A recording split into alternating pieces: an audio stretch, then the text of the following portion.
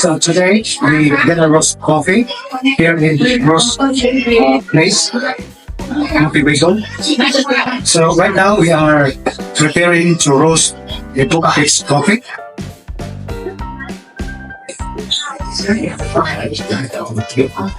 So here is the basic things to do before roasting. We should prepare the roasting machine. Need to clean and all the unnecessary things in here must be clean. And also we should start charging the gas and the drum of this roasting machine.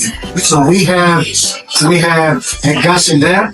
We should turn on and start charging the drum before we pour out the coffee beans from the panel down to the drum roaster.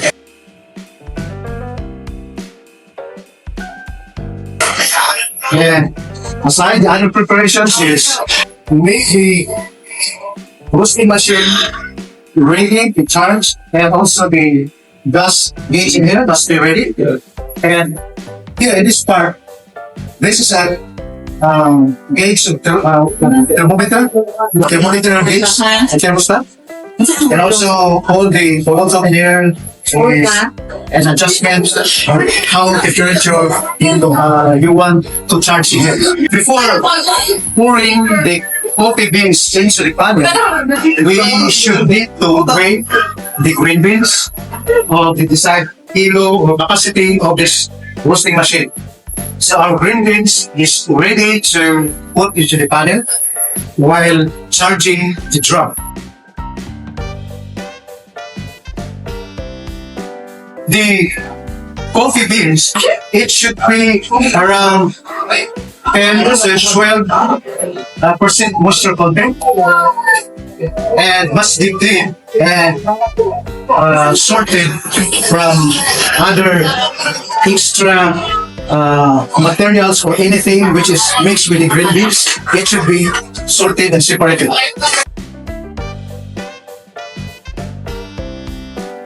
So right now, bro starting charging the drum.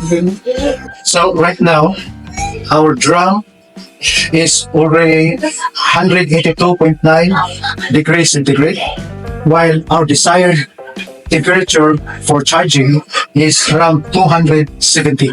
So we are waiting to the temperature reach to 270 before adding the green beans.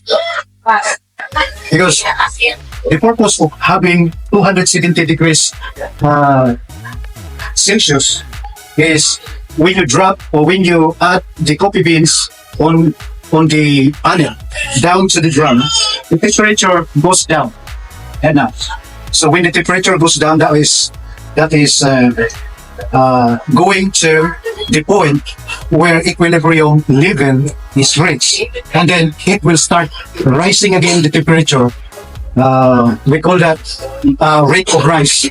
So from the beans inside the drum reach into the equilibrium level, it will start rising during the stage of drying. So that is around 3 to 4 minutes. And during the time, that is drying stage, where the introthermal activities happen when the temperature leaves from the beans. So that is during the time you can determine where the beans is ready for another stage, when the aroma, the color are changing. So that's the time we also closely monitoring the ROR, rate of rise. It should be the rate of rise of temperature. It should be around 4 to 6 degrees centigrade per 30 seconds during drying stage.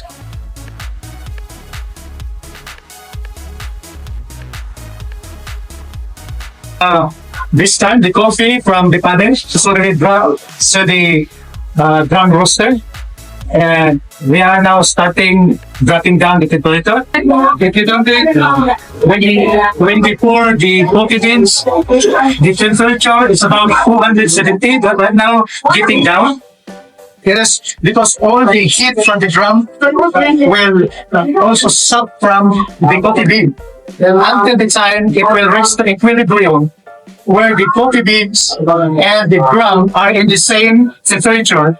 And that is also the time that the swirl around stage of oil where you can start monitoring the rise of rate of rise of temperature. So right now still getting down the temperature, but we will wait until it will become to the level of equilibrium. So that's another stage. So this time we are on the swirling around stage where the drying phase takes over, where the intrathermal activities or reactions are happening. The water are evaporating. We are now on the 185 degrees centigrade. So our rate of rise is around 8 degrees centigrade, or right, 8 degrees centigrade where our rate of rise. And starting this point, when the evaporations takes place, the moistures are getting reduced. You can smell the grass, like grass and fake grasses are become obvious to smell. And if you see the color start become yellow. And we are now waiting for the Maillard stage or caramelization stage. But right now we are still on drying phase. So right now we are on the stage of Maillard and caramelizations. Start from first cracking. We can hear now the first cracking takes place, where chemical changes and chemical reactions takes place as well.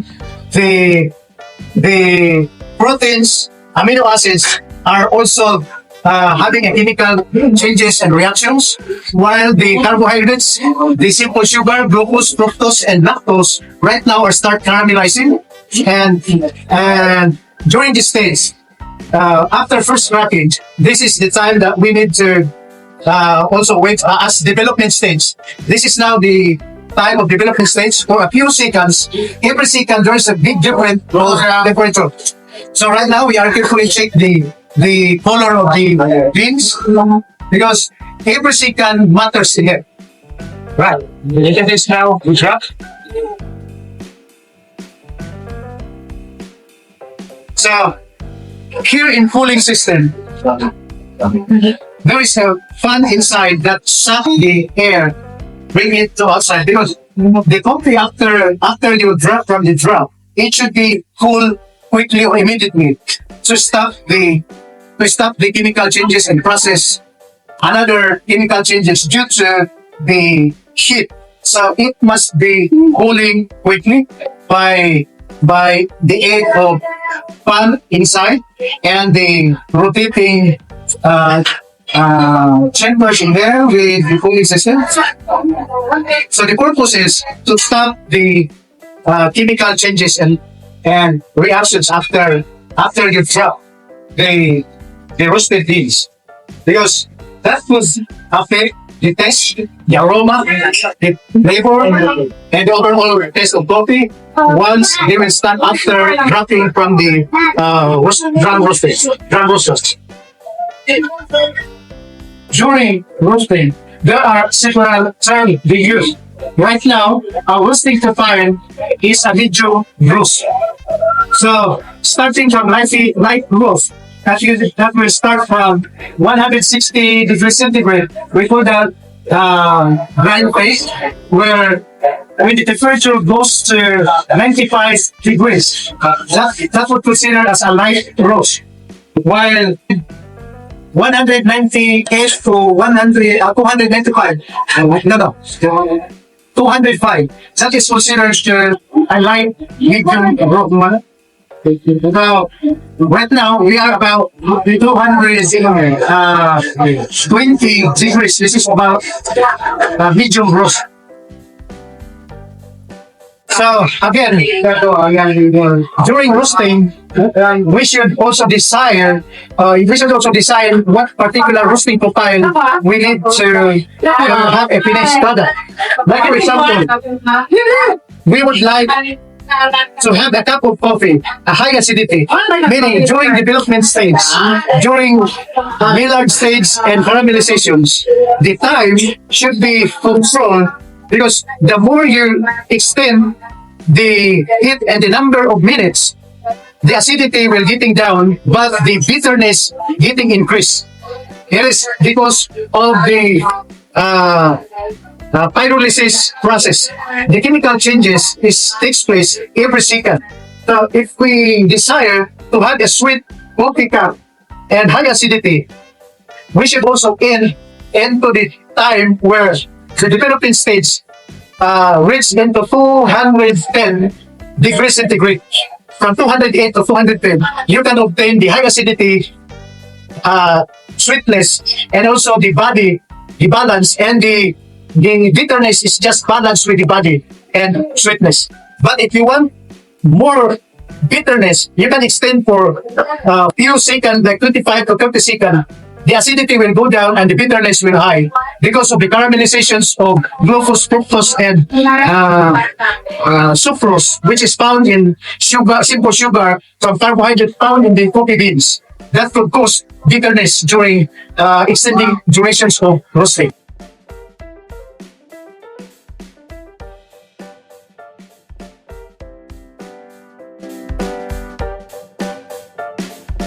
Now the last batch of our roasting session this afternoon. We are so thankful for our roastmaster, Brother Bruce, from Bukidnon, who allow us to experience coffee roasting and also another learnings that we get out from the sessions from him. And we are also inviting people here in Balay, in the whole Bukidnon area and Mindanao area to visit Bruce Coffee Shop, Coffee Wagon, right? Yeah, Coffee Wagon. So here we can try different coffee, varietal of coffee, different roasting profile, different source of coffee, which is of course all are specialty coffee, a high quality coffee, which is came from a high elevations, a high altitude, and good processing, procedures. Coffee processing. So we are so thankful, and we are also inviting all of your viewers, and thank you for your watching, and whatever comments, recommendations, or anything you want us to just send us and gives us notifications if you want additional learnings. We are only giving you a basic information about roasting. So if you want to learn more, just subscribe and follow our page and visit this coffee shop of Bruce. So you can try and taste coffee. Thank you very much. Thank you.